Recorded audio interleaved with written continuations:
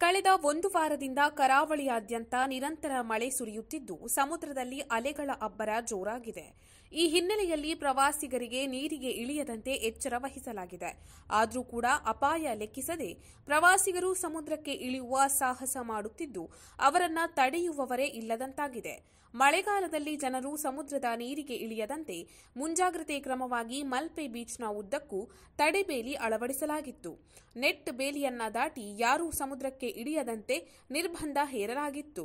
ಮಳೆ ಇಳಿಮುಖವಾದ ಹಿನ್ನೆಲೆಯಲ್ಲಿ ಹೆಚ್ಚಿನ ಸಂಖ್ಯೆಯಲ್ಲಿ ಜನರು ಮಲ್ಪೆ ಬೀಚ್ಗೆ ಆಗಮಿಸಿದ್ದು, ಹೀಗೆ ಬಂದವರಲ್ಲಿ ಬಹುತೇಕ ಮಂದಿ ತಡೆಬೇಲಿ ದಾಟಿ ಸಮುದ್ರಕ್ಕೆ ಇಳಿದು ನೀರಾಟದಲ್ಲಿ ತೊಡಗಿದ್ದಾರೆ.